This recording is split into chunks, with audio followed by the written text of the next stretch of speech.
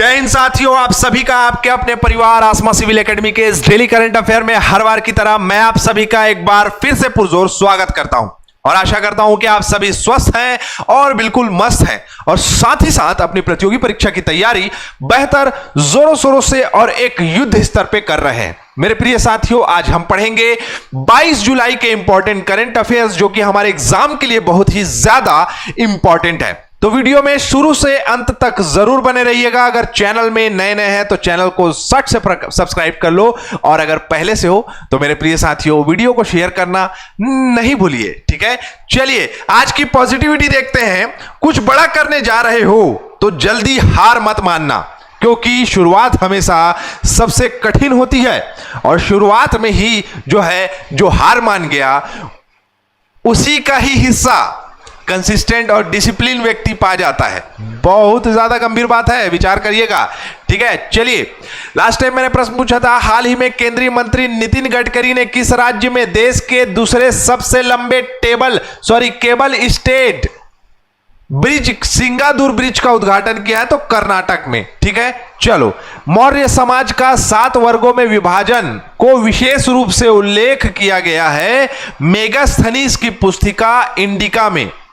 मेगास्थनीज एक ग्रीक क्या था, दार्शनिक था। ठीक है, मेगास्थनीज अपनी पुस्तकों में 7 श्रेणियों में लिखा है मौर्य साम्राज्य के बारे में जानकारी दी है इन्होंने।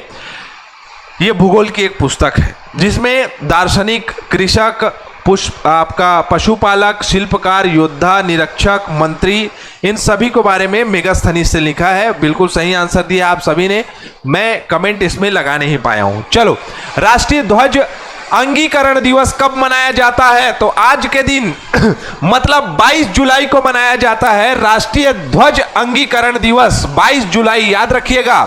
आज के ही दिन हमारे तिरंगे को मान्यता दी गई थी भारत सरकार के द्वारा। 1947 को राष्ट्रीय ध्वज के रूप में स्वीकृत किया गया था। 22 जुलाई 1947 को संविधान सभा ने अशोक चक्र के साथ तिरंगे को भारत के ध्वज के रूप में शामिल किया। इससे पहले जो डिजाइन किया था 1906 में, वो पिंगली वेंकैया के द्वारा डिजाइन किया गया था, जो कि लाल, पीला और हरे रंग का था। 1917 में रंगों को केसरिया और सफेद और हरा किया गया। फिर 1921 को महात्मा गांधी ने इस डिजाइन का सुझाव दिया और चरखा शामिल किया। इसमें चरखे को हटाया गया, मतलब चरखे को 1947 में हटाया गया और अशोक चक्र को शामिल किया गया। तो 1931 में याद रखिएगा, इसे भारतीय राष्ट्रीय कांग्रेस ने अपनाया था, चरखे वाले तिरंगे को। ठीक है, चलो आगे बढ़ते हैं। अगला प्रश्न है हमारे स्क्रीन पे, ये हाल ही में प्रधानमंत्री नरेंद्र मोदी ने निम्न में से किस परियोजना के अंतर्गत जगदीशपुर हल्दिया और बोकारो धमरा पाइपलाइन खंड का उद्घाटन किया है? तो प्रधानमंत्री ऊर्जा गंगा परियोजना के तहत इस जगदीशपुर और हल्दिया बोकारो धमरा पाइपलाइन खंड को चालू किया है, उद्घाटन किया है। ठीक है, रेलवे और सड़क परियोजना भी इसके अंतर्गत आएगी, मतलब इसके अंतर्गत नहीं, अन्य परियोजना के अंतर्गत आएगी। बेसिकली भारत में स्थित जितने भी टनल्स हैं, जितने भी रास्ते हैं, जितने भी यातायात के मार्ग हैं, उनको बेहतर और सुसज्जित बनाने का क्या किया गया है, टारगेट किया गया है, जिसमें रेल लाइन का दोहरीकरण किया जा रहा है। प्रधानमंत्री ने पुरुलिया से कोटशिला तक 36 किलोमीटर का दोहरीकरण किया है, जो कि रांची, जमशेदपुर, बोकारो, कोलकाता के बीच में रेल यात्रा का कार्य करेगा। सड़क परियोजना में जो है देख सकते हैं आप के तोपसी और पांडबेश्वर में रेलवे क्रॉसिंग को बनाया है और जितने भी ये पुल वगैरह बनाए जा रहे हैं, जितने भी नेशनल हाईवे हैं, उन नेशनल हाईवे में जितने भी रेलवे आपके आते हैं, रेलवे ट्रैक्स आते हैं, जिसको जो है आपका बैरियर के माध्यम से लोगों का आवागमन होता है, उसमें ट्रेन आती है तो खड़े रहो, उसके बाद फिर उसका ट्रेन चले जाएगी तो फिर खुल जाएगा सायरन बजाते हुए। तो ये सब चीज़ को दूर करने के लिए नेशनल हाईवे में पुल और जो है सड़क का निर्माण किया जा रहा है, जिससे कि दुर्घटनाओं से भी बचा जाएगा और साथ ही साथ समय की भी बचत होगी। ठीक है, चले आगे, यही उद्देश्य में लिखाया होगा। आगे बढ़ते हैं मेरे प्रिय साथियों। अगला है भारतीय नौसेना और सिंगापुर के बीच में आयोजित हो रहे सिम्बैक्स 2025 द्विपक्षीय समुद्री अभ्यास का कौन सा संस्करण है? तो 32वां संस्करण है। कौन से नंबर का है?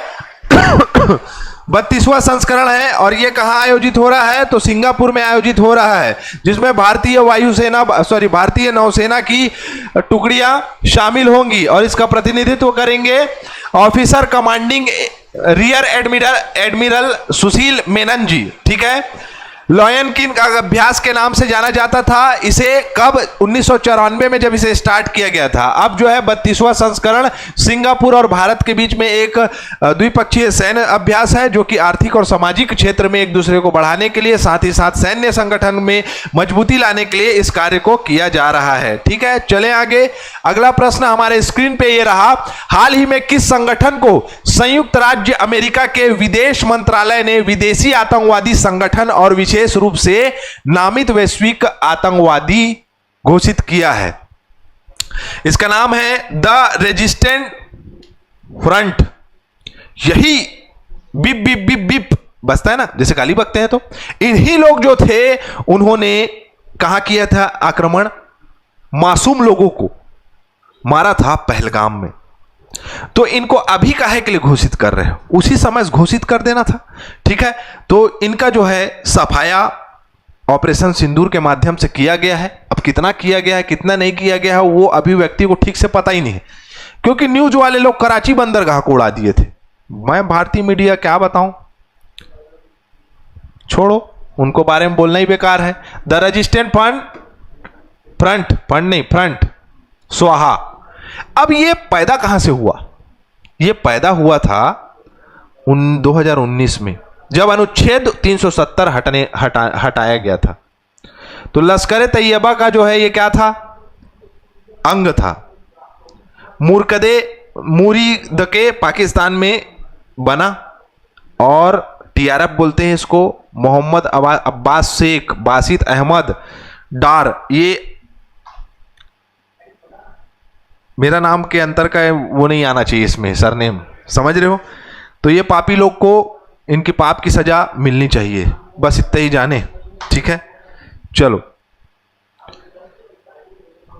हमारे पास परमाणु बम है, छोड़ देना चाहिए, साफ हो जाएगा मैदान। बढ़िया क्रिकेट मैदान बना दें उस क्षेत्र में, अच्छे से वहां अच्छे टूर्नामेंट्स हो। चलो। रूस यूक्रेन संघर्ष के बीच हाल ही में यूक्रेन की नई प्रधानमंत्री के रूप में किसे नियुक्त किया गया है? क्या नाम है इनका? इनका नाम है यूलिया स्विरिंडेको। ठीक है, यूलिया स्विरिंडेको ये दिखाई दे रही है। अब ये क्या बन गई है? यूक्रेन की नई प्रधानमंत्री। ठीक है, रूस और यूक्रेन के मध्य में भी काफी तनाव बने ही रहता है। और यूक्रेन में भारतीय लोग, बहुत सारे लोग पढ़ने के लिए गए थे, उन लोग वापस भी आए थे। कई लोग तो बोल दिए मोदी जी वापस लेके आए, ऐसे करके तो कई चीज़ हो रही थी।